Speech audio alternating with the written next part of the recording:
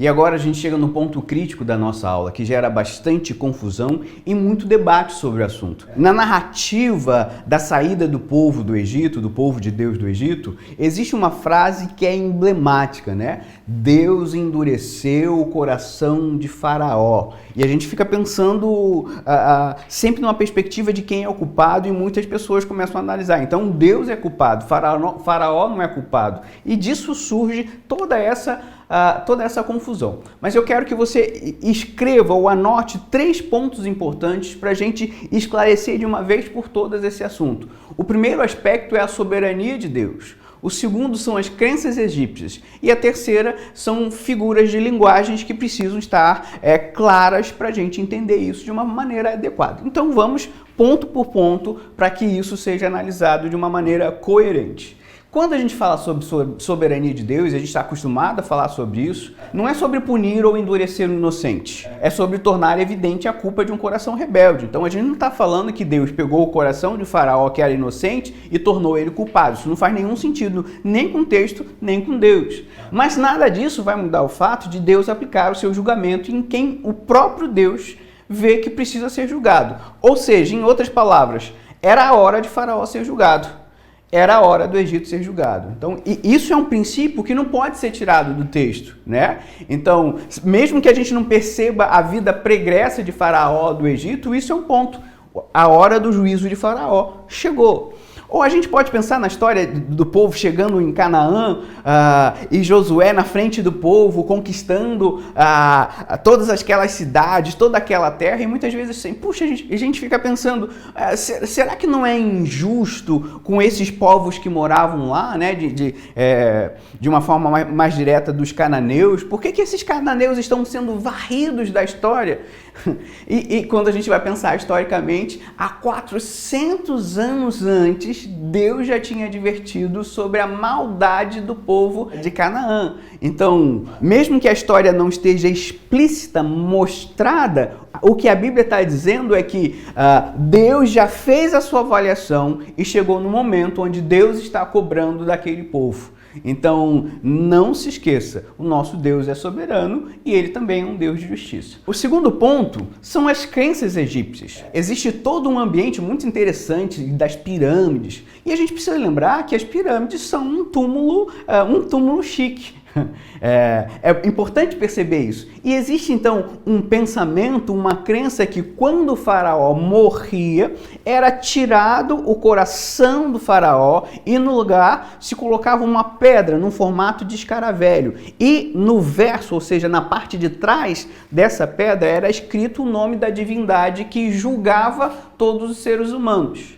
Qual o objetivo? O objetivo é que, chegando no mundo dos mortos, no pós-morte, essa divindade que julgaria todos, ao pegar o coração de Faraó, não teria nada para ler. Então o Faraó não poderia ser julgado, porque não se pode ler uma pedra. E era quase como se fosse uma pegadinha mesmo. Então quando ele pega o coração, ele vê escrito o seu próprio nome. Então como que essa divindade ia julgar a Faraó? Não existe essa possibilidade. Isso era uma forma que os faraós acreditavam de ter a vida do jeito que queriam e assim mesmo ter a crença de que nunca seriam julgados. E é nessa relação que a gente vê esse tipo de crença que está no coração de Faraó quando ele é confrontado por Moisés e é confrontado pelo próprio Deus. E quando esse embate acontece, o raciocínio que está por trás dessa cultura egípcia é: se a divindade do meu povo não vai conseguir me julgar, por que uma divindade estrangeira vai conseguir me julgar? Na minha morte vai ter um escaravelho, vai ter uma pedra e ninguém vai ser capaz de julgar o meu coração. Então era essa confiança de Faraó no coração de pedra. O próprio Deus, então, ele vai afirmar que o coração de Faraó é pior do que uma pedra. O texto está fazendo uma alusão de que Deus conhece a cultura que Faraó estava tentando se basear. E que mesmo que ele confie numa troca de corações, Deus, o Deus verdadeiro, consegue ler mentes, corações, sentimentos, e Deus não vai deixar ninguém sem que passe pelo olhar da justiça e santidade do Deus de Israel.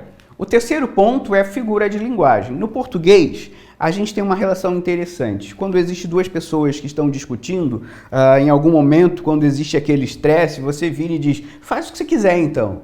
Não significa que você está concordando com aquilo, mas é como se a discussão acabou. Então, vai, né?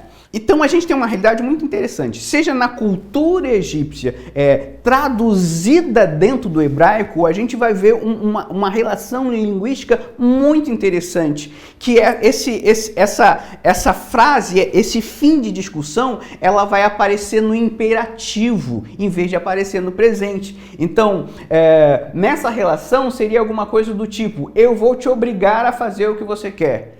Não significa que é uma força determinante ou uma obrigação.